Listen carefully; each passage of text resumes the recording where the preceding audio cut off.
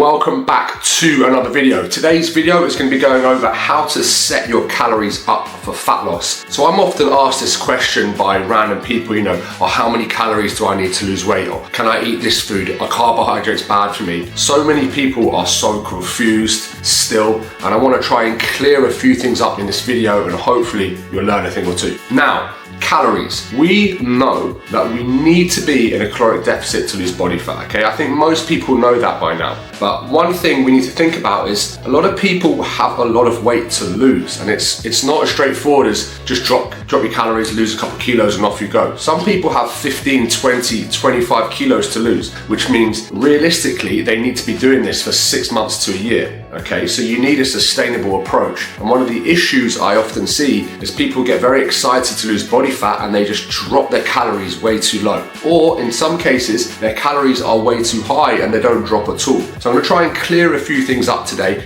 So first things first, in my opinion, you're better off just starting with a calorie calculator online. I've spoken about this in multiple videos, but literally just Google calorie calculator. It's the first one that comes up and you're gonna put your stats in. Whether you're male or female, how heavy you are, how tall you are, how active you are, 2 or 3 sessions a week or 4 to 5 intense sessions a week. And it's gonna give you a number. Once you've got that number, we can really start to then make a plan moving forward. Don't overcomplicate it. They're pretty well designed. Hundreds of thousands, millions of people have used them with great success. You're gonna be no different. So I'm gonna show you now on a whiteboard 2 people how I've set their calories up, and hopefully you'll learn a thing or two. Okay, so just for this video, I want you to think about a 110 kilo male. So what's that? 235 pounds or whatever. Okay, imagine we have 35 pounds or whatever. Okay, so imagine this. We have our male here, okay? Now, we have twin 1 and twin 2, the same person, but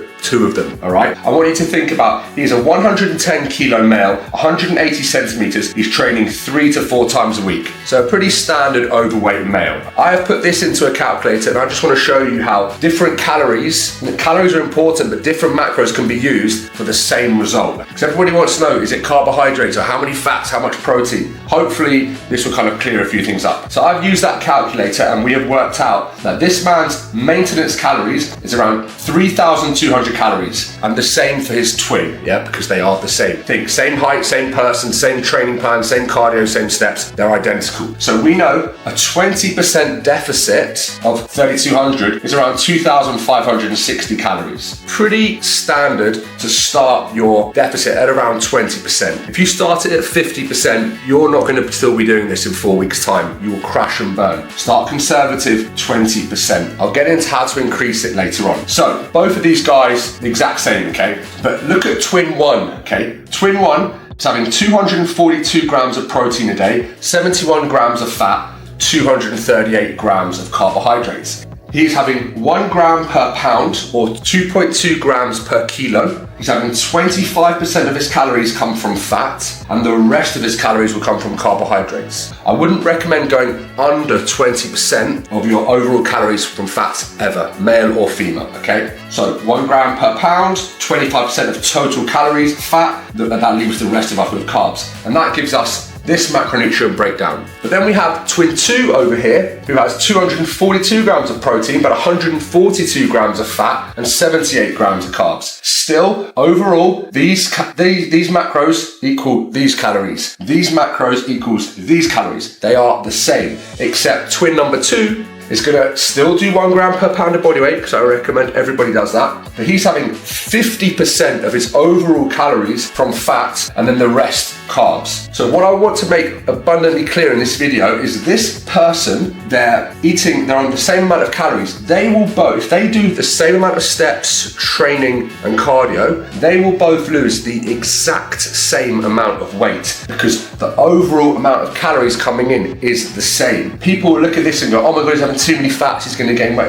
Oh no, my carbs are too high, I'm going to gain weight. It doesn't matter. The overall deficit is the same. This person has higher fat, lower carbs. This person has lower fat, higher carbs. It doesn't matter. This person could fast all day and have 238 grams of carbohydrates in one meal before bed, okay? Imagine that. Oh my God, all those carbs before bed, just gonna be stored as energy. Rubbish. This person might eat 7 meals every, 2 hours, perfectly calculated. It doesn't matter, guys. Overall calories are the same. So the moral of the story is, do whatever you want. Make sure you find your deficit, 10%, 15%, 20%, 25% of your maintenance, whatever you want to start on. If you've got a lot of weight to lose, think long term. If you've just got a couple of kilos to lose and you're in and out, you can afford to be more aggressive. Pick your starting calories, make sure protein is the same always, okay, and then play around with these guys. That is how it can be done. There is no right or wrong way to do it. Just make sure you have your calorie deficit, your protein target, and then training on top.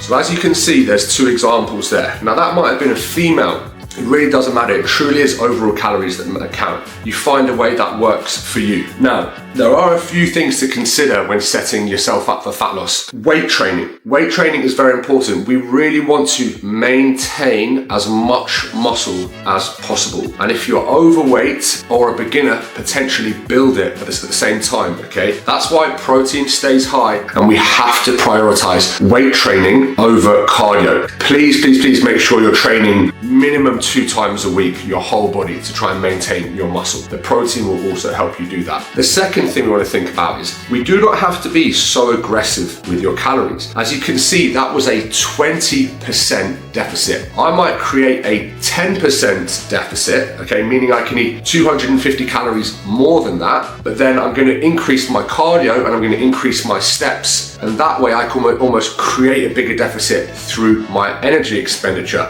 and I get to keep my calories higher. The more calories you're able to eat, the more likelihood you'll stay on plan. So we don't just have to starve ourselves when it comes to setting your calories up. The goal is to lose weight on the most amount of calories possible. Remember that. And then we have to think about adherence and sustainability. If you're somebody that loves high-fat foods, avocados, salmon, steaks, then you're probably twin number 2 who's going to have a higher fat diet. But if you're somebody who loves rice, pasta, fruit, like me for example, then you're probably going to be a higher carbohydrate dieter. All that matters is the plan you're on, you can stick to it. We need it to be sustainable, because if you fall off track, that's it. And these diets are hard. If you've got 20 kilos to lose, you're going to be dieting for a long time. So that's about it. I hope you've learned something from this video. I hope I didn't confuse you with the whiteboard, but it was the only way I could think about getting it on camera. So if you like the video, give it a like, give it a subscribe, and I'll keep making it.